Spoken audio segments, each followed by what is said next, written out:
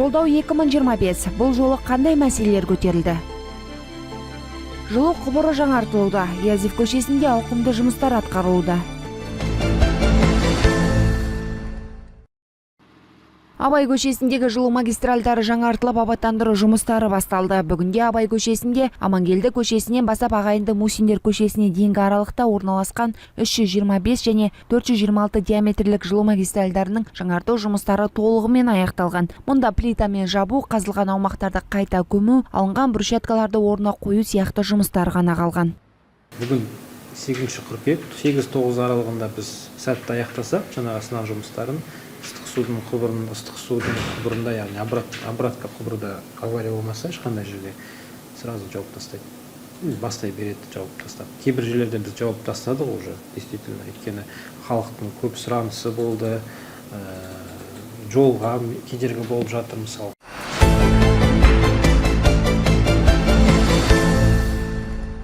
Абай атындағы номері 2 мектеп лицейінің 9 сынып оқушысы Айдын Жарылқасын облыстық деңгейде өткен жыр алыбы Жаңбыл атты республикалық жас ақындар айтысының іріктеу кезеңінде жүлделі 2 орынды иеленді. Балқаштық жас айтыскердің өнерін елімізге танымал суырып салма ақын, айтыс дүлдүлі Дидар Қамиев бағалады. Айдынның алдағы арманы республика деңгейіндегі додаларда топ жарып, елге танымал ақын болу. Айтыстың тақырыбы жыр алыбы Жамбыл болды. Қарсыластарым да керемет. Теміртаудан келген, Нұрадан келген, Приозерск қаласынан келген қарсыластармен айтыстым.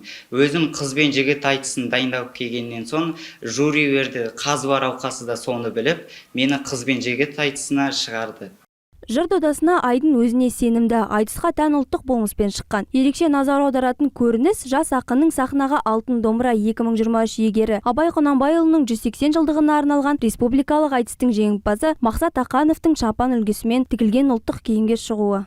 Мен өзім Мақсат Ақанов деген Арқаның, Ақтоғайдың мықты қыз бен жігіт айтысының ақынына еліктеймін. Сол себепті мақамымда сол Арқаның ақын болғандықтан, өзімде Мақсат ағаның шапанын таңдадым.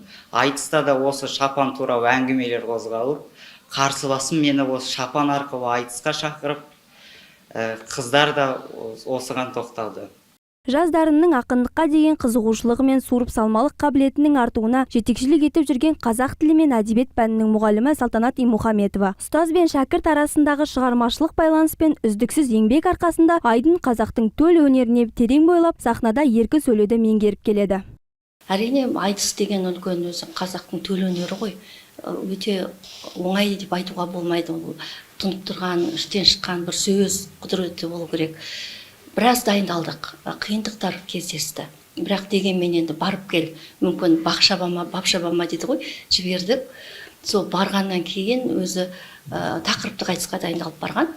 Бірақ ол жерде енді жюрилердің қатысуымен, яғни әділқазылардың қатысуымен Дидар Қамиев болып екен, қайым айтыс түріне айналдырып жіберіп екен. Сол жерде бірнеше рет айтысқа түсті. Жолы ашық болсын дейміз, әлі де әрі қарай мүмкін айтыстың жолына түсіп, өзінің өнерін көрсете алады деген ниеттемін. Осындай оқушыларымыз көп болсын дейміз. Яғни өзінің мектебін ғана емес, Балқаш қаласының атын шығарып, әрі де қазақ елінің атын шығаратын, айтыстың, яғни қазақтың төл өнерін насихаттайтын оқушы болса, құба-құп, яғни оны дайындаудан қашпаймыз.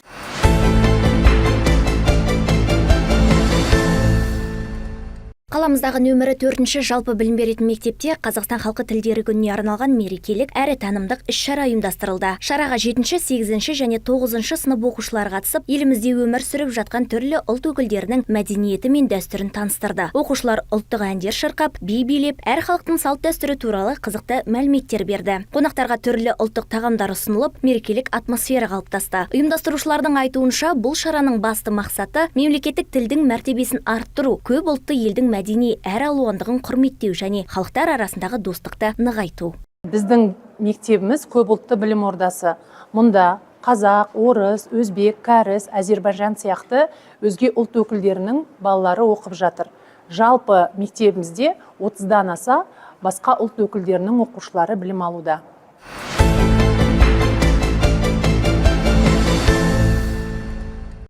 Балқашта жылыту маусымына дайындық аясында магистральды жылу құбырларын ауыстыру жұмыстары жалғасуда. Қазіргі таңда Сейфуллин көшесіндегі жылу желілері жаңартылуда. Атап айтқанда Желтоқсан көшесінен бастап Амангелді мен Абай көшесінің бойына дейінгі аралықтағы магистральды құбырлар толықтай ауыстырылған.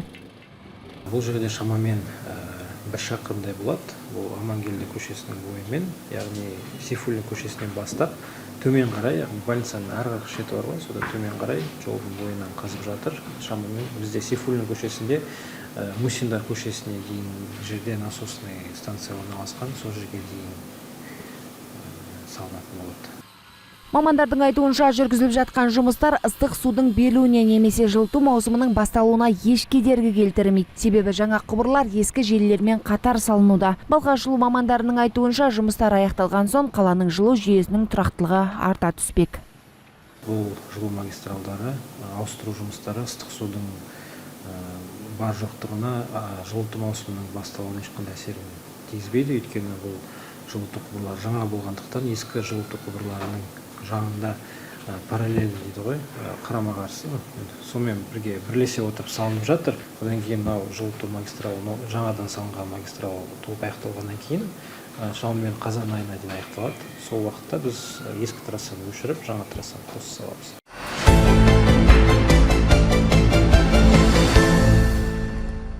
Қазіргі таңда Язев көшесінде де орамішілік жылу құбырлары ауыстырылуда. Аталған құбыр Мұхамеджан шағын ауданының 27, 29, 30 көп қабатты үйлерін және Сәбитова шағын аудандағы көп қабатты үйлерді жылумен және ыстық сумен қамтиды. Мамандардың айтуынша бұл учаскеде бұрын диаметрі 219 мм болатын құбырлар пайдаланылса, қазір олар 325 мм-ге дейін ұлғайтылып, шамамен 1 шақырымнан астам аумақ жаңартылуда.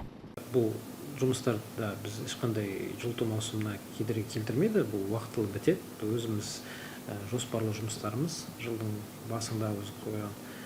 Бұл ешқандай сынаққа да, гидравликалық сынақтарға да, шаюға да ешқандай кедергілер келтірген жоқ, келтірмейді де. Бұл жұмыстар уақытылы бітеді. Бұл енді болашақта, келешекте осы Язев көшесінде орналасқан үйлерге кішкене жылыту сапасын арттыруға мүмкіндік береді. Біз өзі былтырдан бері Мұхамеджанова, Сәбитова микрорайон, 2-3 микрорайондарға көп көңіл аударған болатынбыз өзі негізімен. Қадыржанов көшесінің бойындағы магистрал толық ауыстырылды, қазір сағатқа дейін. Енді биылғы жылы Мирадан сағатқа дейін деп жалғасады да, екі жақ кішкене жақсырақ болады. Язев көшесіндегі жылу құбыры толықтай жаңартылуда. Себебі бұл аумақ техникалық тұрғыда ескіріп, пайдалану мерзімі біткен ақаулы участок ретінде танылған. Мамандардың мәліметінше құбыр желісінде соңғы уақытта ақаулар жиілей бастаған. Әсіресе қыс мезгілінде 2-3 рет апат тіркеліп, тұрғындар уақытша жылусыз қалған. Қазір аталған учаскеде жоспарлы жөндеу жұмыстары жүргізілуде.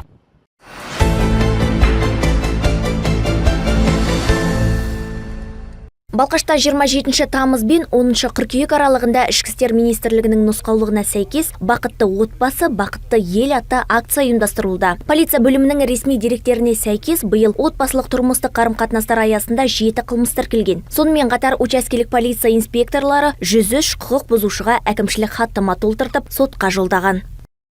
Енді бұл акцияның негізгі мақсаты әйелдерге қатысты тұрмыстық зорлық зомбылықтың алдын алу және жолын кесу болып бағытталған. Ана мен баланы қорғауға, отбасының қоғамдағы рөлін нығайтуға бағытталған іс-шара болып саналады. Енді осы жұртшылықты, Балқаш қаласының тұрғындарын құлақтандыру мақсатында, егерде осылай тұрмыстық зорлық зомбылыққа ұшыраған құрбандар болса, жаңағындай көршілері болса, немесе таныстары, жекжаттары болса, біз төмендегі байланыс телефондарына хабарласуын сұраймыз. Бұл енді 102 немесе 730-75 осы полиция бөлімінің отбасылық тұрмыстық зорлық зомбылыққа қарсы күрес тобына хабарлама жіберулерін сұраймыз. Айта кету керек, Қазақстан Республикасының тұрмыстық зорлық зомбылық профилактикасы туралы заңының 20 бабына сәйкес қорғау нұсқамасы санаты бойынша 344 тұлға, ал ерекше талап санаты бойынша 76 тұлға профилактикалық есепке алынған. Құқық бұзушыларға қатысты жүйелі түрде түсіндіру және алдын алу шаралары жүргізілуде. Дегенмен талаптарды бұзғандар да бар. Мәселен, қорғау нұсқамасының шарттарын орындамаған үшін 43 адамға әкімшілік құқық бұзушылық туралы кодексінің 461 бабы бойынша хаттама толтырылып, сотқа жолданса, ерекше талапты бұзған 80 86 адамға 669 бабы бойынша іс қозғалып, сот қаралуына жіберілген.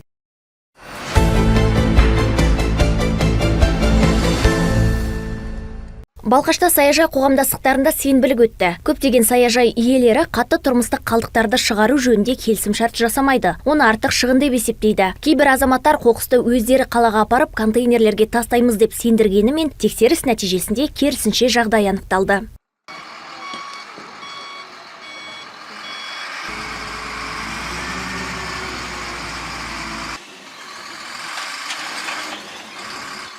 Вчера буквально в результате рейдовых мероприятий были... Кеше өткен рейдтік іс-шара барысында полиция қызметкерлері заңсыз қоқыс төгілген орындарды анықтады. Атап айтқанда қалдықтар төгіліп, өртелген шұңқыр табылды. Бұл дерек бойынша бір саяжай қоғамдастығына қатысты әкімшілік іс қозғады. Сондай-ақ аумағында қоқыс көп мөлшерлерге жиналған жер телімінің иесі де әкімшілік жауапкершілікке тартылды.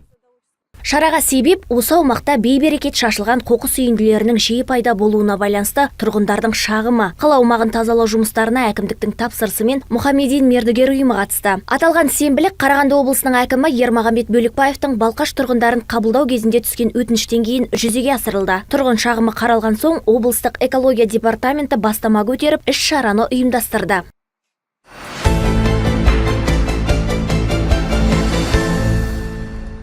Отбасы күніне орай Балқашта көп балалы және әлеуметтік тұрғыдан осал отбасыларға арналған арнайы тренинг ұйымдастырылды. Тренингтің негізгі мақсаты қатысушылардың қаржылық сауаттылығын арттыру, құқықтарын тереңірек түсіндіруге көмектесу және отбасылық өмірде кездесетін түрлі қиындықтарға дайын болуына жағдай жасау. Шара барысында орталықтың заңгерлері, полиция қызметкерлері мен психологтары бірлесе жұмыс жүргізді. Қатысушыларға отбасылық бюджетті тиімді жоспарлау, алаяқтардың айла амалдарын тану, заңды құқықтар мен қолжетімді жеңілдіктер жайлы ақпарат, түрлі гранттар мен әлеуметтік қолдау шаралары туралы мәлімет берілді. Сонымен қатар мамандар отбасы ішіндегі үйлесімділікті сақтау, психологиялық тұрақтылықты нығайту және жанұя мүддесін қорғау жолдары бойынша кеңес берді. Сегодня в КГУ единый центр поддержки. Бүгін отбасы қолдау жөніндегі бірыңғай орталықта халық арасындағы қаржылық сауаттылық тақырыбында дөңгелек үстел өтті. Іс-шара барысында полиция өкілдері мен осы орталық мамандарының қатысуымен қаржылық сауаттылықты арттыруға қатысты өзекті мәселелер талқыланды.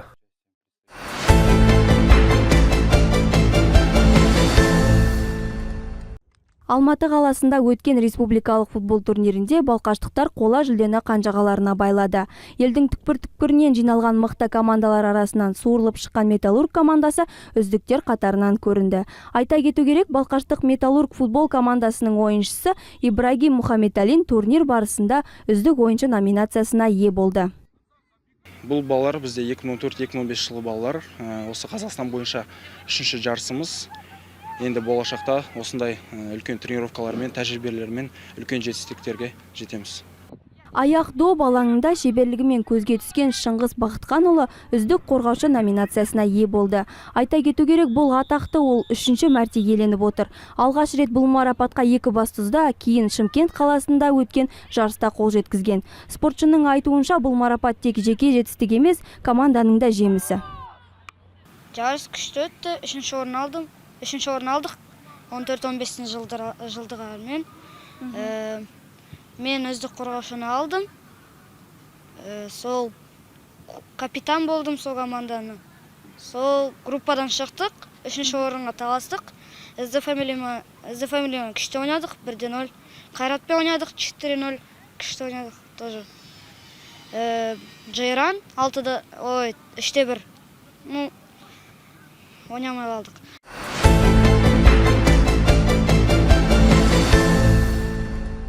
Әл-Фараби атындағы жалпы білім беретін мектептің 11-ші сынып оқушысы Мағжан Серғазиев білім жолында ірі жетістікке қол жеткізіп, Дубайға жолдама ұтып алды. Бірінші оқу тоқсаны аяқталған соң ол Парсы шығанағының жағалауына аттанбақ. Мағжанның білімге деген ынтасы ерте бастан байқалған. 10-шы сыныпта алғаш рет алтын түлек олимпиадасына қатысып, республикалық кезеңде жүлдегер атанып, 2-ші орынды иеленген. Осы табысы арқылы зерделі орталығының онлайн курстарына жеңілдікке ие болып, білімін жалғастырды. Биыл жазда зерделі оқу орталығы Астанада 3 күндік республикалық дода ұйымдастырып, еліміздің түкпір-түкпірінен келген 200-ге жуық оқушыны жинады. Солардың ішінде бейіндік пәндер бойынша өткен физика және математика бағытына 100-ге жуық оқушы қатысқан. физикадан 60 сұрақпын, математикадан 60 сұрақ болған. Соның ішінен мен жалпы 120-дан 87 балл алған. Сонда бүкіл 100 баланың ішінен 6-шы орын алдым. Жалпы жарысқа 200 бала қатысты. Соның ішіндегі менімен жарысқандар физика, математикадан 100 бала. Осы зерделімен танысуым 10-шы класста өткен еді.